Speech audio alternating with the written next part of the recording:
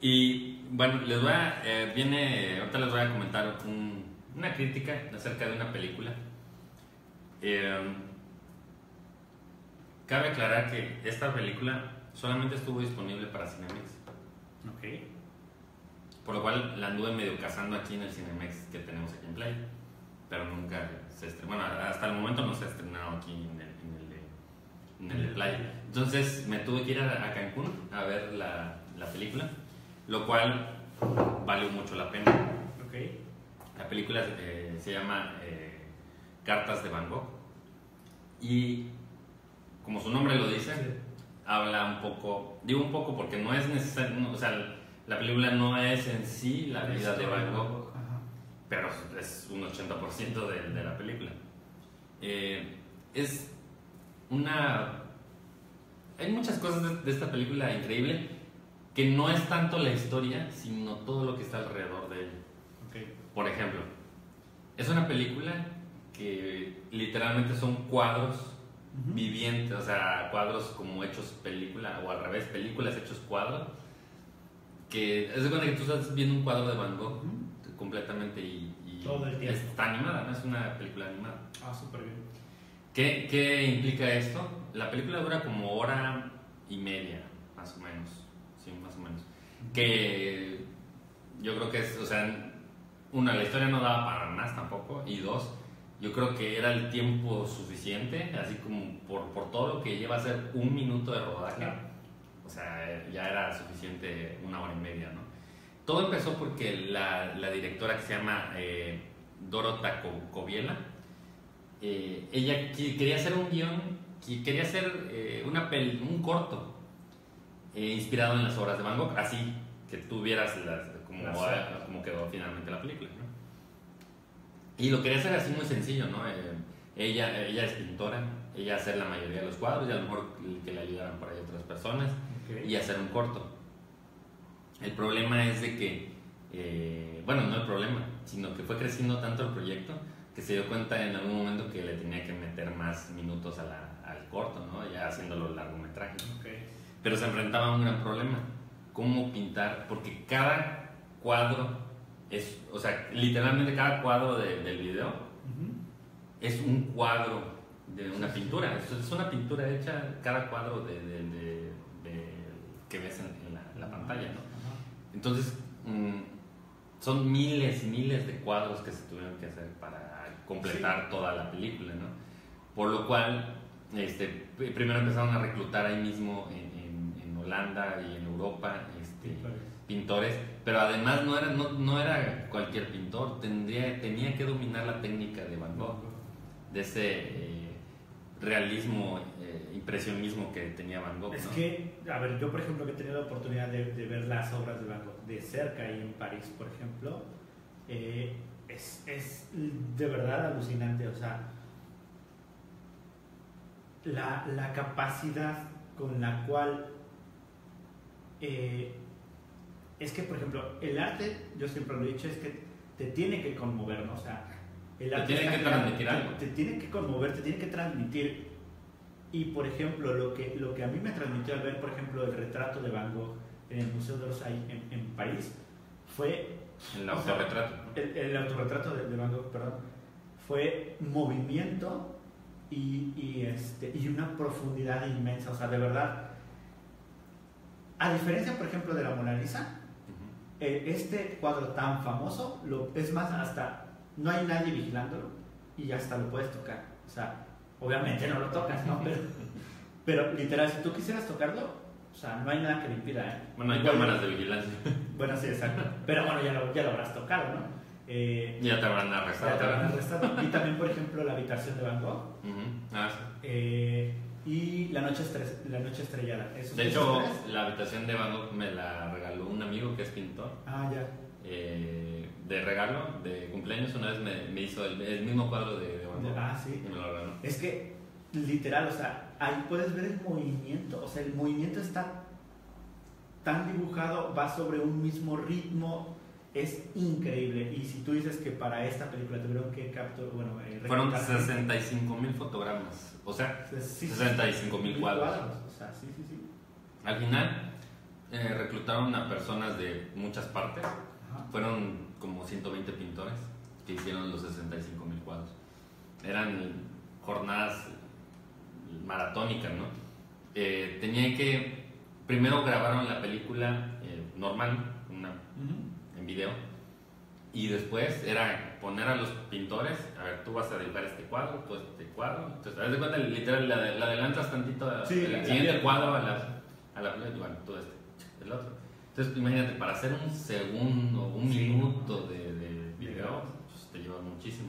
Para hacer hora y media, y eso que, por lo que sé, grabaron 30 cuadros por segundo. No. Que para cine la norma es 60 cuadros por segundo. Sí.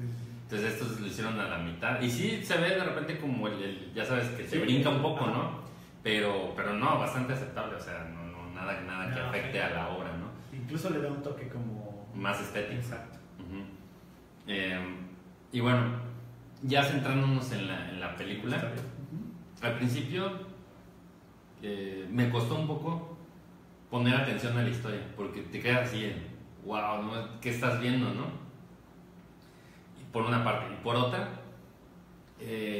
sí, como que es tanta distracción y la vista como que no, o sea, como que estás acostumbrado a ver otro tipo de cine, ¿no? Sí, de aspecto visual en las películas, que cuando ves esto, como que tu cerebro no termina de asimilar, exacto, qué estás viendo exactamente. Te está hablando de unos 5 minutos, cuando mucho, pues tampoco es que te la pasas así. Ajá. Y después como que te vas metiendo en la historia, ya vas poniendo más atención a los detalles de la historia. Y me gustó que no fue tampoco una película clavada en la vida, historia y muerte de Van Gogh, no. La historia, de hecho, empieza cuando muere Van Gogh. Un año después, digamos que el cartero, no personal, pero predilecto, el que correspondía a la zona, ¿no? Ajá, no, y aparte el que entregaba siempre las cartas de Van Gogh, porque Van Gogh a su hermano Theo le mandó muchísimas cartas. De hecho, por eso se sabe tanto de Van Gogh, entre otras cosas, ¿no? Porque le escribía demasiado a su hermano. Entonces el cartero ya está, digamos que ya lo conocía y todo, ¿no?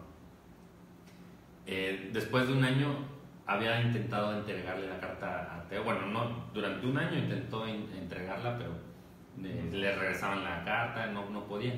Entonces le encarga a su hijo que él se lo entregue a Theo personalmente, ¿no? Entonces, pues este señor chavo se va a buscar a Theo, pero llega al pueblito donde vivía Van Gogh, como pues un poco investigando, porque le dijeron que ya Theo no estaba ahí, no sabía exactamente por dónde empezar, ¿no? Entonces se va aquí al pueblito donde vivía Van Gogh y entonces empieza sin querer como a investigar, bueno, sí, queriendo un poco, ¿no? También investigar. Sí, para su objetivo era entregar la carta y no meterse en mal, ¿no? Exacto, y pues se da cuenta que Theo ya había muerto hace mucho. Theo murió a los, si no mal recuerdo, a los 3 meses después de Van Gogh. Y bueno, ya sabía que no la podía entregar con Theo, pero quería entregarla a alguien fidedigno, ¿no? Que pudiera apreciar la carta. Que al principio el chico no era ni de cerca ni amigo ni fan de Van Gogh. De hecho, él al principio hablaba de Van Gogh así como, el loco del pueblo, ¿no? Así como, el que se la pasa pintando y que... Que nadie compra sus cuadros porque en vida... O sea, no, pero aparte de eso, o sea, sino que todo el mundo lo tomaba como loco, pues, a Van Gogh, ¿no? Eran pocos los que realmente lo apreciaban, ¿no? Y bueno, conforme va avanzando la película, él va descubriendo muchas cosas. Me encantó que ahí sacan una teoría de Van Gogh de que probablemente pudo haber sido asesinado y no que se suicidó. Y está bien armada la teoría. O sea, no es como para la película. Ajá, nunca la había escuchado esa teoría y ahí en la película la ponen. Entonces la película se convierte un poquito detectivesca. Vas a poder reconocer los cuadros de Van Gogh porque hasta se quedan como friseados un poquito como para que reconozcas, este cuadro sí lo he visto y este es tal cual, así. Y bueno, o sea, tomaron los cuadros de Van Gogh literal para rehacer los ambientes y todo, ¿no? Súper bien. Hay muchas cosas que a lo mejor podrán criticar de la película. Por ejemplo, es una historia sencilla y básica, pero creo que la historia está bien porque tampoco, al menos lo que querían decir en la película, no daba para más, o sea, estaba bien. Y además hay que recordar que viene de un corto que se alargó, ¿no? Okay. Entonces, en un corto tampoco puede ser muy profundo ni nada. Entonces, sí, no te vas a convertir en el Frozen de... Sí, entonces, a mí me pareció la película perfecta, o sea, Van Gogh es uno de mis pintores favoritos.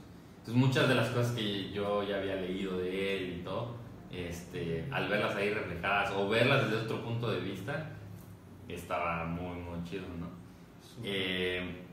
Esta película, creo que esta semana es la última semana que va a estar ya en Cinemex. Okay.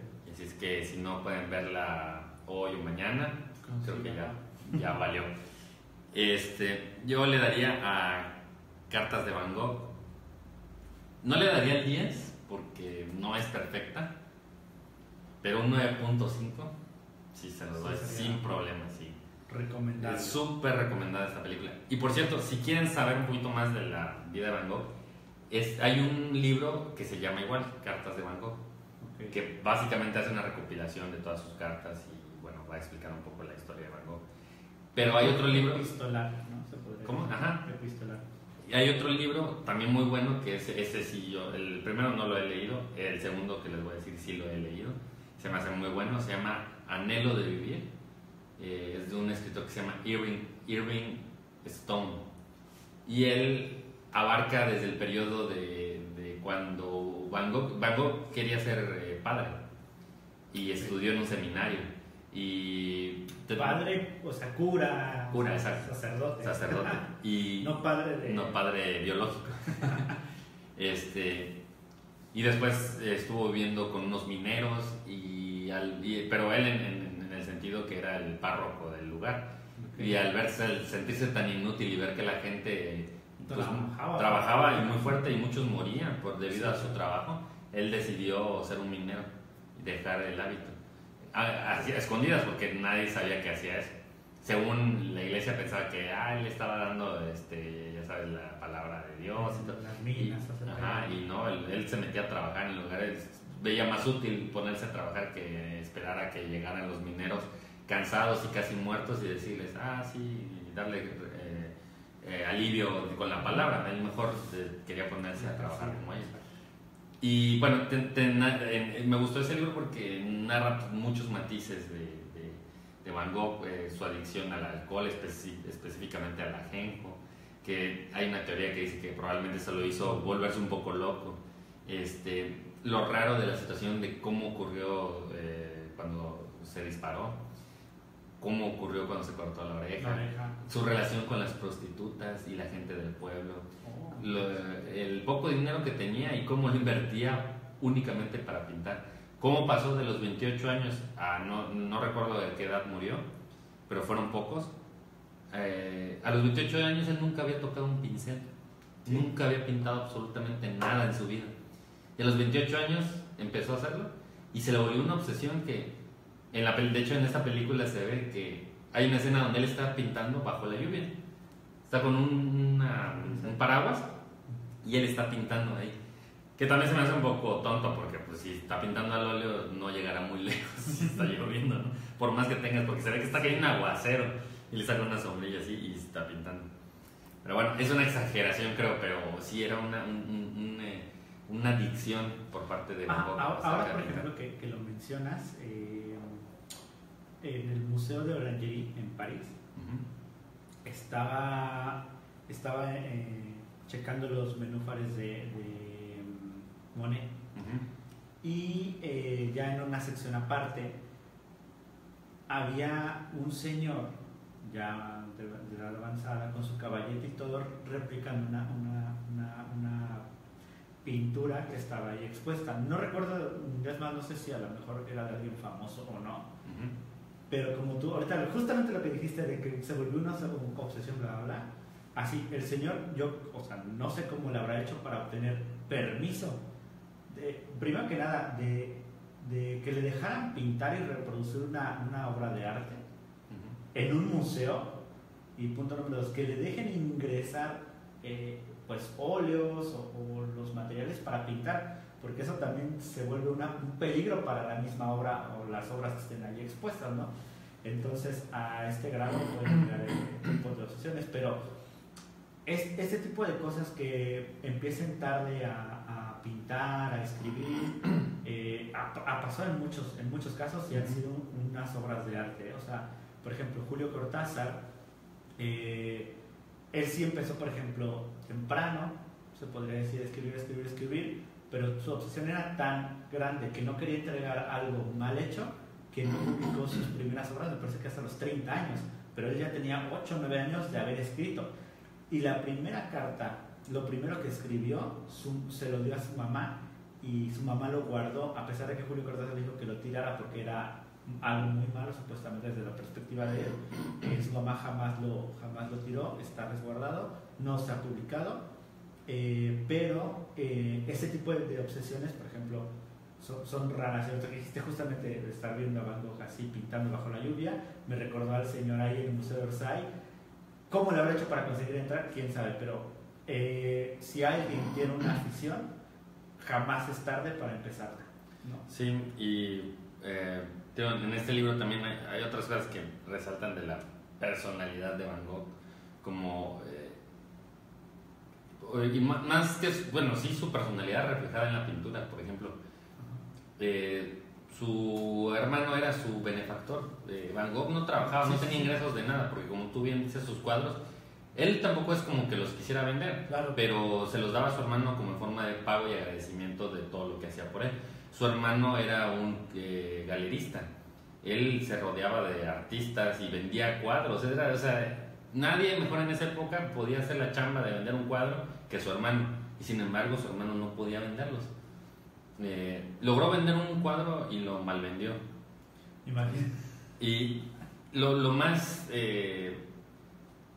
feo es que Van Gogh pasaba muchas épocas en las cuales no tenía prácticamente dinero y prefería no comer, pero y compraba con ese dinero pinturas para poder, o material que él necesitaba, ¿no?